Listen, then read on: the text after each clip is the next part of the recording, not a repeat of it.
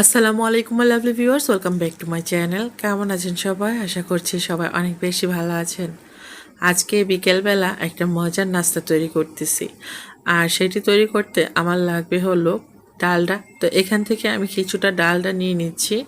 তো আমি এখান থেকে প্রায় 4-5 টেবিল চামচ হবে ওরকম আন্দাজে ডালডা নিয়ে নিচ্ছি। আর এই ডালডাটাকে আমি একটু ওভেনে মানে ইয়ে করে নিব, আর কি নরম করে নিব। তো আপনারা চাইলে কিন্তু ওভেনে না দিয়ে একটা গরম পানির হাঁড়িতে একটা স্টিলের বাটিতে করে ডালডাটাকে একটু ধরে রাখলে কিন্তু গলে যাবে। তো যাই হোক, আমি ডালডাটাকে ওভেনে গরম হওয়ার জন্য দিয়েছি, মানে একটু নরম হওয়ার জন্য আর কি। এদিক থেকে আমি প্রায় 1 কেজি মতো ময়দা নিয়ে নিলাম। আর আজকে তৈরি করব খুবই মজার, সবার খুবই পছন্দ হবে যেই রেসিপিটি, সেটি হলো খুবই মজার প্যাটিস তৈরি করব। চিকেন প্যাটিস খেতে খুবই মজা, আমরা সবাই জানি। তো 1 কেজি ময়দার জন্য এখানে আমি প্রায় 1.25 কাপের মতো চিনি দিয়েছি, স্বাদ মতো দিলাম লবণ, 1 টেবিল চামচ দিয়েছি আমি বেকিং পাউডার। এখন শুকনো উপকরণগুলো হাতের সাহায্যে খুব ভালো করে মিলিয়ে নেব। আর এগুলো ভালো করে মেলাতে হবে, কারণ পেটিসের উপরের অংশটা কিন্তু খুবই ক্রিস্পি থাকে আর ভিতর থেকে হালকা একটু সফট থাকে। এই তো আমার বাটারটা কিন্তু গলে গেছে। এখন আমি বাটারটাকে দিয়ে দিচ্ছি ময়দার উপর, দিয়ে হাতের সাহায্যে খুব ভালো করে মিলিয়ে নিতে হবে। আর এই প্রসেসটা আসলে করতেই হবে, কারণ আমরা যদি পারফেক্ট মানে রেস্টুরেন্টের স্টাইলে যেই প্যাটিসগুলো হয় ওরকম যদি চাই, তাহলে কিন্তু এই কাজগুলো একটু সময় নিয়েই করতে হবে, কারণ আমরা এই ধরনের খাবারগুলো খুবই পছন্দ করি। আর যারা আজকে আমার প্যাটিস রেসিপিটা ফলো করতেছেন তাদের জন্য বলবো এই প্রসেসগুলো একটু মনোযোগ দিয়ে করতে হবে, তাহলে প্যাটিসটা একদমই পারফেক্ট হবে। আজকে আমি তৈরি করব চুলায়, আর চুলায় তৈরি করা একদমই ইজি। তো যাই হোক, এখানে দিয়ে দিচ্ছি 2টা ডিম। 1 কেজি ময়দার জন্য 2টা ডিম লাগবে। তো 2টা ডিম দিয়ে আবারও আমি খুব ভালো করে ময়দাটাকে মানে ডিমের সঙ্গে মিলিয়ে নেব। আর এই ডোটা করতে হবে হিম শীতল যে পানিটা আছে না, হালকা মানে ফ্রিজ থেকে পানি নিয়ে নিলেই সবচেয়ে ভালো হয়। ফ্রিজের পানির সঙ্গে নর্মাল পানি মিলিয়ে তারপর এই ডোটাতে দিলে উপর মানে পেটিসের উপর অংশটা খুব সুন্দর ক্রিস্পি হবে। তো আশা করি ব্যাপারটা বুঝতে পেরেছেন। রুম টেম্পারেচারের পানি কিন্তু এখন আমাদের বাংলাদেশে গরম, তো মোটামুটি হালকা একটা গরম ভাব থাকে। তো সেই জন্য সেই পানির সঙ্গে হিম শীতল পানিটা একটু মিলিয়ে নিলে এই ডোটা একদমই মানে প্যাটিসের জন্য পারফেক্ট হবে। অল্প অল্প পানি দিয়ে আমি একটা সুন্দর করে একটা ডো তৈরি করে নেব, আর ডোয়ের থিকনেসটা কেমন হবে সেটা আমি দেখিয়ে দেব। আশা করি আপনাদের ভালো লাগবে আজকের প্যাটিস রেসিপিটা। আজকে সারাদিন বাসায় ছিলাম, অনেক কাজ করেছি, কাজ করতে করতে অনেকটা টায়ার্ড। তারপরেও মনে হলো বিকেলবেলা একটা নাস্তা তৈরি করি, কেন না হাজব্যান্ড আর আমার বাবা পূর্বাচলিত কাজের ওখানে সকালে চলে গেছে, বিকেলবেলা আসবে। তো ওরা আসার পর একটা মজার নাস্তা দিলে ওদের কাছে হয়তো ভালো লাগবে। তাছাড়া আমরাও খাই, আর অনেক দিন মানে বাসায় থাকা হয় না। বেশিরভাগ সময় দেখা যায় পূর্বাচলের দিকে চলে যাই, আর যে সময়টা উত্তরায় থাকি মানে বিজি থাকি। তো যাই হোক, একটা রেসিপি তৈরি করে ফেলতেছি, আর ভাবলাম যে শেয়ার করি আপনাদের সঙ্গে, আপনাদেরও ভালো লাগতে পারে। যাদের ভালো লাগে আমার রেসিপি তারা হয়তো বাসায় তৈরি করতে পারবেন, তাই না? তো উপর থেকে কিছু তেল দিয়ে এভাবে করে হাত দিয়ে মানে মাখাই নিচ্ছি। এতে করে কি হবে, উপরের পাটটা ড্রাই হয়ে যাবে না। যখন আমি মানে ডোটা কাজে লাগাবো তখন উপরের অংশটা কিন্তু অনেক সময় দেখা যায় ড্রাই হয়ে যায়। এভাবে তেলটা দিয়ে রাখলে সফট থাকবে। তো এদিক থেকে মুরগির বুকের মাংস, যেটা অনেকের একটা রিকোয়েস্ট ছিল যে আপু খিমাটা তুমি কিভাবে করো একটু দেখাও, আজকে সেই প্রসেসটা দেখিয়ে দেব। এখানে 2টা মুরগির বুকের মাংস আমি রেখে দিয়েছিলাম। আর মুরগি যখন বাজার থেকে আনা হয় একটা জিনিস লক্ষ্য করে দেখবেন, বুকের মাংসটা যখন রান্না করা হয় ওটা কেউ খেতে চায় না। আর আমার বাসায়ও একই অবস্থা, বাচ্চারা শুধু নরম নরম পিসগুলো খায় আর শক্ত মাংসগুলো কিন্তু খেতে চায় না। তো আমার খেতে হয় শক্ত মাংসগুলো, আমার খেতে খেতে অভ্যাস হয়ে গেছে। এখন আমার বুকের মাংসগুলোই মানে খেতে হয়, কারণ ওরা তো খায় না কেউ। তো আমি যেটা করি, যখন মানে একসাথে বেশি মুরগি আনা হয় বা 2টা 4টা আনা হয়, তখন দেখা যায় আমি কিছু বুকের মাংস এভাবে তুলে রেখে দেই। এতে করে মাঝে মধ্যে মানে বিকেলবেলা নাস্তার কাজে লাগানো যায়। আর এটা আমাদের সবার বাসায় কিন্তু আমরা করতে পারি। তো যখন ইচ্ছে হয় নামিয়ে এই বুকের মাংসটা দিয়ে অনেক ধরনের নাস্তা তৈরি করা যায়, স্যান্ডউইচ, তারপর বার্গার, অনেক কিছু। তো যাই হোক, আজকে যেহেতু পেটিস তৈরি করতেছি, পেটিসের রেসিপিটাই শেয়ার করি। তো এভাবে করে মুরগির বুকের মাংসটাকে কেটে নিলাম ছোট ছোট করে। আর আপনাদের যদি ব্লেন্ডার মানে সবার বাসাতে আর থাকে না, যাদের নাই তারা এরকম ছোট করে কেটে পাটায় 2টা বাটা দিলেই কিন্তু মিহি হয়ে যাবে, তখনই কিন্তু এটা কিমা হয়ে যায়। আর আমার ছোট্ট একটা ব্লেন্ডার এটা আমার খুব কাজে দেয়। এটা আমি ফেসবুকের একটা পেজ থেকে কিনেছিলাম 1100 টাকা দিয়ে মনে হয়। এরকমই হবে, আর বেশি হবে না। তো আমার মায়ের জন্য একটা কিনছিলাম আর আমার জন্য একটা। তো 1100 টাকার ব্লেন্ডার বেশ ভালো কাজে দিচ্ছে। আমি মানে লকডাউনের আগে কিনছিলাম, মানে করোনা আসার আগে আর কি। তো যাই হোক, আলহামদুলিল্লাহ ভালোই সার্ভিস দিচ্ছে। তো এটার মধ্যে দিয়ে মানে 2টা গুঁড়োন্ডি দিলেই কিন্তু বাস সুন্দর কিমা হয়ে যায়। তো এই আমার কিমা তৈরি হয়ে যাচ্ছে, আমি বের করে দেখিয়ে দেব কিমাটা কেমন হলো। আর যাদের ব্লেন্ডার নেই তারা পাটার মধ্যে 2টা বাটা দিলেই কিন্তু কিমা হয়ে যাবে। এই তো আমার কিমা রেডি।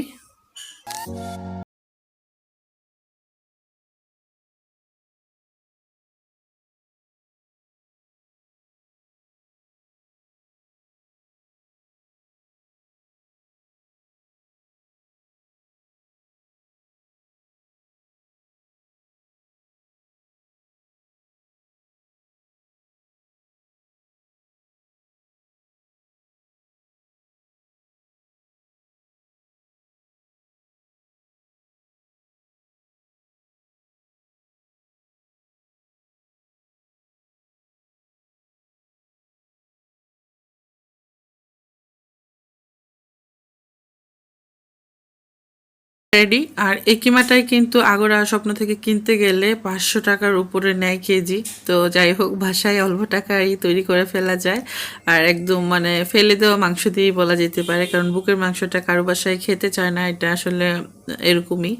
তো যাই হোক, কিমাটা রান্না করার জন্য আমি 3 টেবিল চামচ রান্নার তেল দিয়ে দিলাম। আর এখানে দিয়ে দিলাম কিমাটা। আমার প্রায় এখানে কি বলবো, 400 গ্রামের মতো হবে কিমা।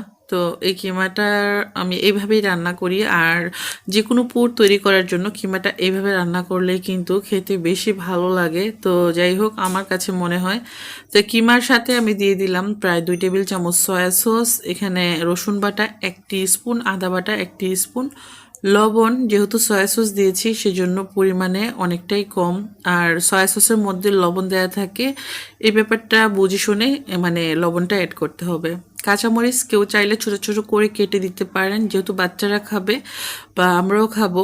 তো সেই জন্য আমি আস্ত কাঁচামরিচটা মাঝখান থেকে এভাবে ফেলে দিলাম, যাতে করে ঝালটা ছড়ায় আর কাঁচামরিচটা আমি তুলে ফেলে দিতে পারি। আর ইদানিং আমার হাজব্যান্ডও কাঁচামরিচের ঝাল মানে যে কোনো ঝাল সে খেতে চায় না। তো যাই হোক, তো কাঁচামরিচ 2টা দিলাম। এখন ভালো করে এটাকে নেড়ে চেড়ে মানে কুক করে নেব। এখানে দিয়ে দিচ্ছি পেঁয়াজ। আর কিমা রান্নার সময় পেঁয়াজটা এভাবে দিতে হয়, যতটুকু কিমা ততটুকু পেঁয়াজ। তো এভাবে করে তৈরি করলে মানে যে কোনো নাস্তার ভিতরে দিলে এটা খেতে বেশ মজা লাগে। তো যাই হোক, এখন আমি এটা নরম হওয়ার জন্য একটা ঢাকনা দিয়ে ঢেকে আমি 2 মিনিটের মতো রেখে দিব। 2 মিনিটের মধ্যেই পেঁয়াজটাও সফট হয়ে যাবে আর কিমা থেকেও বেশ ভালোই পানি বের হবে। এখন আমি এটাকে নেড়ে চেড়ে এখানে আরও কিছু উপকরণ অ্যাড করে নেব।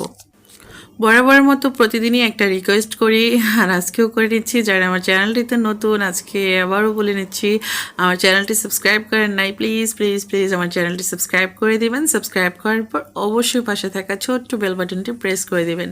এতে করে এমন এমন নতুন নতুন রান্নার ব্লগগুলো আপনারা দেখতে পারবেন, কারণ আমার ব্লগে বেশিরভাগ সময় রান্নাবান্নাই দেখাই। তো রেসিপিটা বলে যাচ্ছি। এখানে আমি 1 কাপ দুধের মধ্যে আমি হালকা কুসুম দুধের মধ্যে 1 কাপ মানে 1 টেবিল চামচ কর্নফ্লাওয়ার গুলিয়ে দিয়ে দিয়েছি। 1 টেবিল চামচ পরিমাণ দিয়েছি আমি গোলমরিচের গুঁড়া। আর এখানে টমেটো সস দিয়েছি আমি 3 টেবিল চামচ পরিমাণ। এই উপকরণগুলো দিলে মানে এই পুরের টেস্টটা অনেক বেশি ভালো আসে। আর পুরটা যদি মজা না হয় যে কোনো নাস্তায় কিন্তু বরবাদ হয়ে যায়। তো পুরটা টেস্টি করে তৈরি করলে যে কোনো নাস্তার স্বাদ দ্বিগুণ বেড়ে যায়। এই পুর তৈরি করতে আমার সময় লেগেছে 10 থেকে 12 মিনিটের মতো, এর বেশি কিন্তু সময় লাগার কথা না। আমার পুরটা একেবারেই রেডি। এখন পুরটা ঠান্ডা হতে থাক, আর ওই দিক থেকে আমি আমার মানে প্যাটিস বানানোর জন্য বাকি কাজগুলো সেরে নিই। এখানে আমি প্রায় 200 গ্রামের মতো নিয়ে নিচ্ছি ডালডা। তো ডালডাটাকে আমি একটা গ্রাইন্ডারে এভাবে করে গ্রাইন্ড করে নিচ্ছি। এতে করে আমি যখন ইউজ করব আমার এটা ইউজ করতে সুবিধা হবে। আর এটা তো এমনিতেও সফট, খোলা জায়গায় রাখলে আস্তে আস্তে আরও নরম হতে থাকবে। তো যাই হোক, আমি এটাকে সুন্দরভাবে গ্রাইন্ডারে গ্রাইন্ড করে নিচ্ছি। পেটিস তৈরি করতে হলে ডালডার প্রয়োজন অবশ্যই। আর ডালডা ছাড়া পেটিসের টেস্ট পারফেক্ট হবে না, আর খেতেও ভালো লাগবে না। তো যেটার সঙ্গে যেটা লাগে আর কি, অনেকে হয়তো বলে থাকবেন আপু ঘি দেওয়া যাবে, তেল দেওয়া যাবে। হ্যাঁ, সব কিছু দিয়েই করা যাবে, তবে পেটিস তৈরি করতে হলে আর পেটিসের পারফেক্ট টেস্ট পেতে হলে এখানে ডালডাই ইউজ করতে হবে। তো এখানে আমি ডালডাগুলোকে গ্রাইন্ড করে রেডি করে নিই। তারপর কিভাবে ইউজ করতেছি সেটা আমি দেখিয়ে দেব। যারা আমার রেসিপি ফলো করেন তারা আমার সঙ্গেই থাকবেন আশা করি।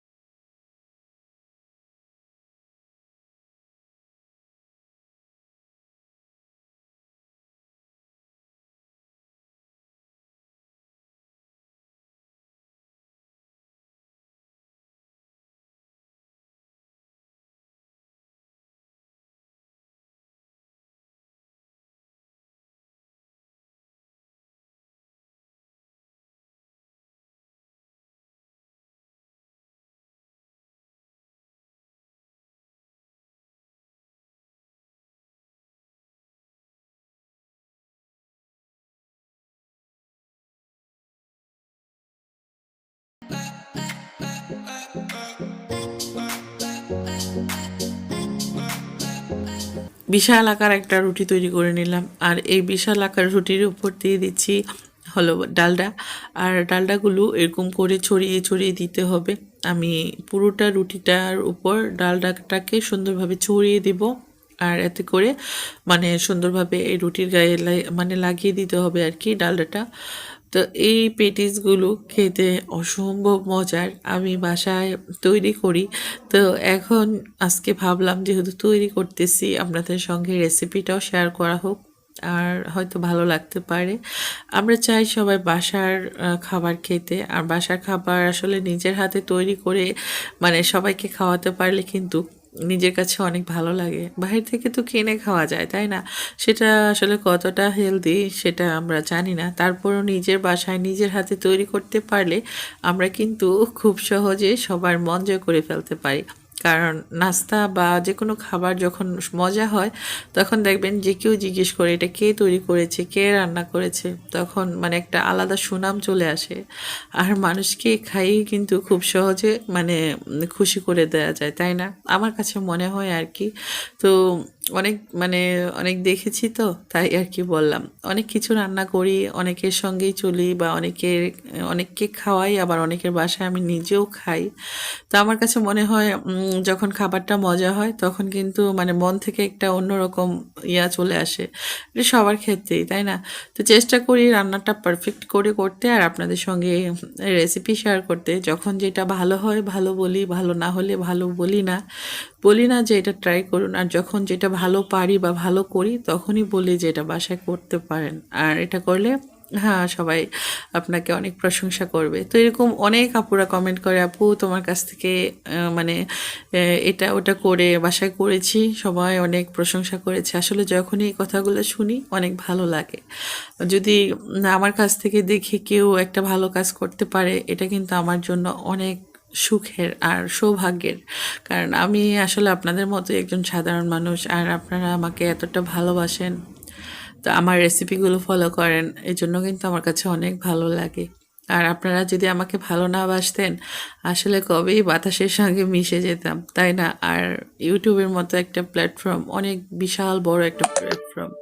এখানে টিকে থাকতে হলে মানুষের ভালোবাসা লাগে, আর মানুষের ভালোবাসা ছাড়া এখানে কেউ টিকে থাকতে পারে না।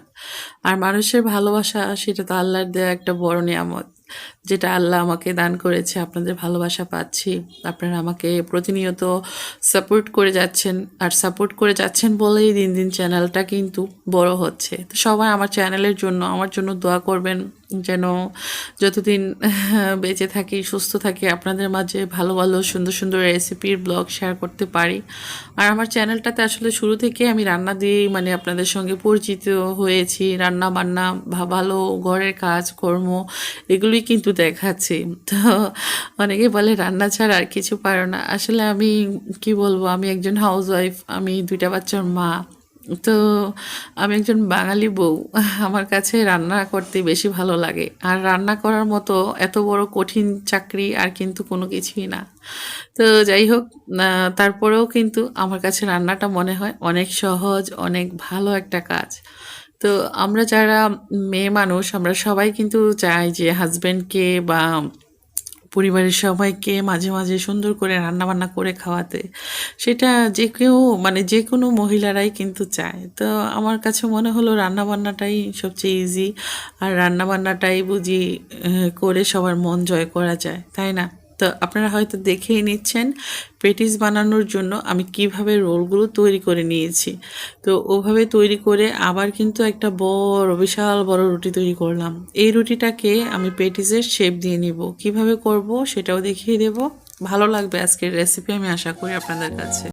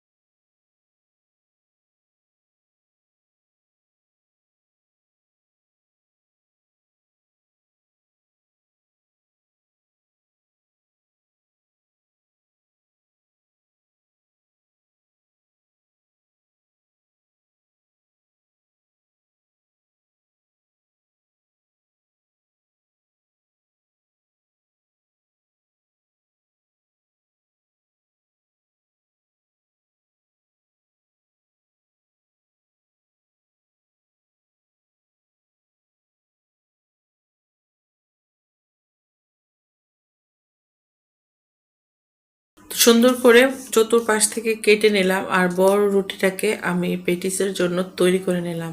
আর এই তো মানে কিছু হয়েছে ছোট ছোট, আর কিছু হয়েছে বড় বড়, আর সবগুলোকেই কিন্তু আমি পেটিস তৈরি করব। আমি যেগুলো ছোট ছোট করে করেছি সেগুলো একভাবে করব, আর যেগুলো বড় বড় করে করেছি সেগুলো একভাবে করব। আর আপনার মানে ভিতরের লেয়ারটা আমি যেভাবে করেছি ওভাবে করলে বেশ অনেকগুলো লেয়ার হবে। আমি এখানে দিয়ে দিচ্ছি চিকেনের পুর। আর পেটিসের মধ্যে কিন্তু যত বেশি লেয়ার হবে ততই বেশি এটা মানে দেখতে সুন্দর লাগবে, খেতেও ভালো লাগবে। আর আমি এই তো একটু মোটা করেই কিন্তু রুটিটা করেছি, আর কতটা মোটা সেটা কিন্তু আপনাদেরকে দেখিয়ে দিয়েছি। এটা যখন আমি বেক করব তখন কিন্তু এই রুটির ভিতর থেকে মানে লেয়ারগুলো আস্তে আস্তে করে বের হতে থাকবে। আশা করি আপনারা দেখতে থাকুন, আর তখনই বুঝতে পারবেন। আর পেটিস তৈরি করার সময় কিন্তু মুখ পুরোটা বন্ধ করে দেওয়া যাবে না, এরকম খোলা রাখতে হবে। চিকেনের পুর দেওয়ার পর শুধু সামনের অংশটা একটু মানে বন্ধ করে দিতে হবে, আর চতুর্পাশ থেকে কিন্তু এরকম খোলাই থাকবে। আশা করি দেখেই বুঝতে পারবেন, আসলে এই ব্যাপারটা বলে দেওয়ার কিছু নেই। দেখুন আমি কিভাবে করছি। আর পেটিসের শেপই কিন্তু মানে পেটিস বানালে পেটিসের শেপই দিতে হবে এমন কোনো কথা না। আপনারা চাইলে কিন্তু যে কোনো ধরনের শেপ দিয়ে পেটিসটা তৈরি করতে পারবেন। তো অনেকে হয়তো মানে শেপটা দেওয়া নিয়ে অনেক চিন্তিত থাকতে পারেন, আর এটা একদমই ইজি, একবার দেখলেই পেরে যাবেন। মানে এত মহা মুশকিল হওয়ার কোনো কিছুই না। যাদের কাছে মুশকিল মনে হয় তারা কিন্তু এভাবে করে শেপটা দিতে পারেন। তবে লেয়ারগুলো তৈরি করার জন্য আমি যেই প্রসেসটা দেখিয়েছি ঠিক সেম প্রসেসে কিন্তু এটা মানে রুটিটা বেলতে হবে এবং রুটিটা কেটে এভাবে করে লেয়ারটা তৈরি করতে হবে। আশা করি আপনারা বুঝতে পেরেছেন। আর এই তো কিছু যেগুলো আমি কেটে নিয়েছি, আমি তো এগুলো ফেলে দেব না, কারণ এগুলো মানে প্রত্যেকটার ভিতরে লেয়ার তৈরি হয়ে গেছে অলরেডি, তাই না? আর এর সাইড ফাইড থেকে যেই মানে চিকনগুলো কেটে নিয়েছি সেগুলোকে আমি এভাবে করে মানে নিজের ইচ্ছে মতো একটা শেপ দিয়ে দেখুন আমি কি করে নিচ্ছি। চতুর্পাশ থেকে মানে বেনির মতো করে নিব, তারপর এটা সুন্দর একটা ফুলের তোড়ার মতো হয়ে যাবে। আশা করি দেখলেই বুঝতে পারবেন। তো এভাবে করে করেই মানে মানে পেটিস তৈরির জন্য যে রুটিটা তৈরি হয়েছে সেখান থেকে কোনো অংশই আমি ফেলে দিব না, প্রত্যেকটা অংশকে আমি কাজে লাগাবো।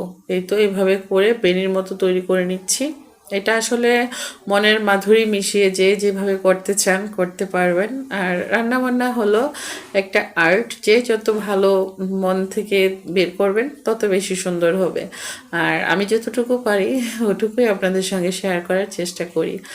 আর আপনারা আমার রান্না যারা পছন্দ করেন তাদের জন্যই আমি আমার রেসিপিগুলো আপনাদের জন্য শেয়ার করি। এই তো আশা করি দেখিয়ে বুঝতে পারবেন যেগুলো আমি মানে সাইড ফাইড থেকে চিকন চিকন করে কেটেছি সেটাকে এভাবে করে বেনির মতো করে একটা এরকম রাউন্ড শেপ দিয়ে নিয়েছি। এটা যখন বেক করব এটা দেখতেও ভালো লাগবে।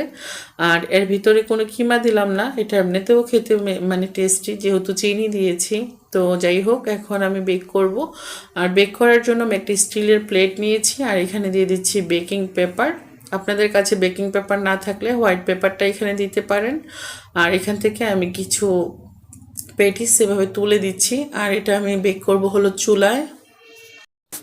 আপনারা চাইলে ওভেনেও বেক করতে পারেন, আমি আজকে চুলায় বেক করে আপনাদের সঙ্গে দেখাবো, কারণ ওভেন সবার বাসায় থাকে না। আর চুলায় বেক করলে ওভেনের থেকে কিন্তু কোনো অংশে টেস্ট বা স্বাদে কম হবে না।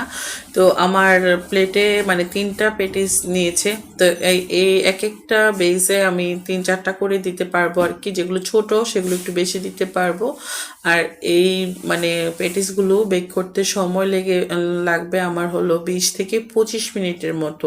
এরই মধ্যে কিন্তু আমার মানে পেটিসটা বেক করা হয়ে যাবে। আর যেগুলো বড় সেগুলো বেক করতে সময় লাগবে 25 মিনিটের মতো, আর যেগুলো ছোট সেগুলো আমার 10 মিনিট 12 মিনিটের মধ্যে কিন্তু বেক করা হয়ে গিয়েছিল।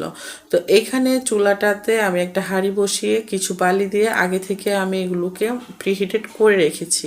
এখানে চুলার একটা স্ট্যান্ড বসিয়ে এই প্লেটটা সরাসরি বসিয়ে দিলাম। আর এই বালির যে একটা তাপ, সেই তাপেই কিন্তু আমার এই মানে পেটিসগুলো বেক করা হয়ে যাবে।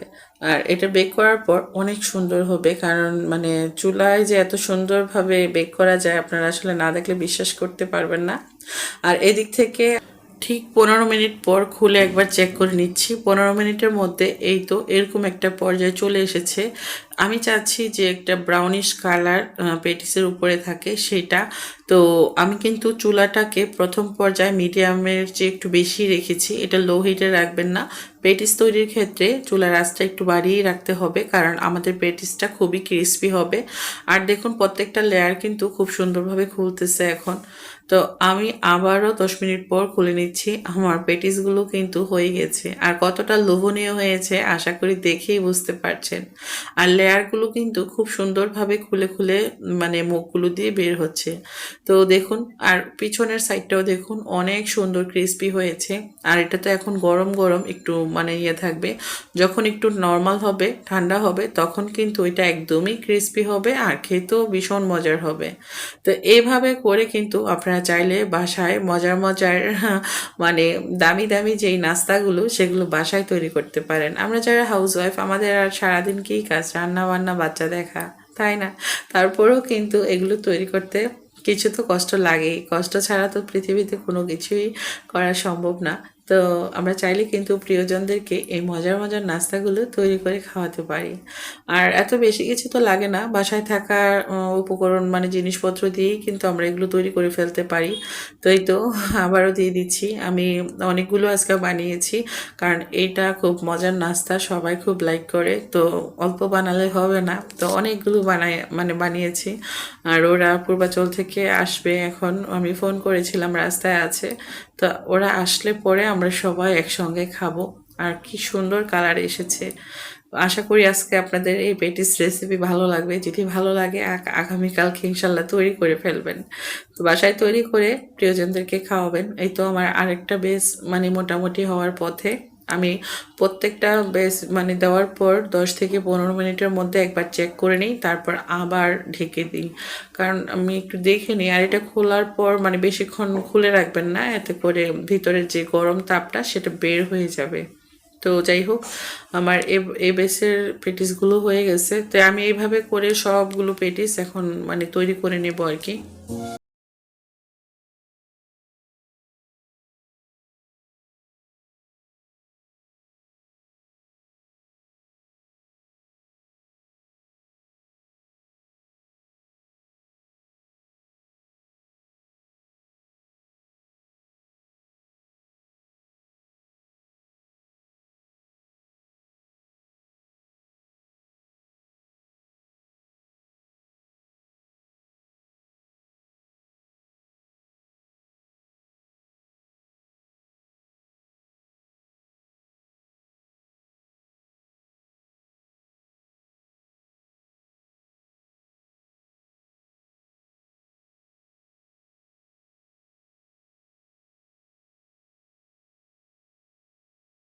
মজার নাস্তা তৈরি করে প্রিয়জনদেরকে নিয়ে খেতে কার না ভালো লাগে। তো নাস্তা তৈরি করতে করতে ওরা দুজনেই চলে আসছে পূর্বাচল থেকে। আজকে তো আমরা কেউ যাইনি, বাসায় ছিলাম। আজকে অনেক কাজ করেছি আর এই মজার নাস্তা তৈরি করেছি। আর এখন আমরা সবাই মিলে খাবো। আসলে প্রিয়জনদেরকে নিয়ে মজার মজার নাস্তা খেতে সবাই পছন্দ করি, তাই না? এখন এমন মানে ওরাও অনেকটা ক্ষুধার্ত, কারণ পূর্বাচলে দুপুরের খাবার আমরা দিয়ে দিয়েছিলাম। আর দেখা যায় সকালে মানে উঠে ঘুম থেকে উঠে ওদের জন্য দুপুরের খাবারটা রেডি করে দিয়ে দিই। ওরা সকাল সকাল চলে যায় 8টা থেকে মানে মিস্ত্রি কাজে লাগে। রাত মানে সন্ধ্যার আগে আগে ওরা চলে যায়, 5টা পর্যন্ত থাকে আর কি। তো ওরা এতক্ষণ পর্যন্ত না খেয়ে থাকবে, আমরা গেলে তো ওখানে রান্না বান্না করি। তো সেই জন্য ওদেরকে বাসা থেকে খাবার দিয়ে দিতে হয় সকালে, মানে দুপুরের খাবারটা। আর বিকেলবেলা অনেকটা ওরা হাংরি থাকে, তো ওরা আসার আগে আগে নাস্তাটা তৈরি করলাম। ওরা খেয়ে তো খুব খুশি।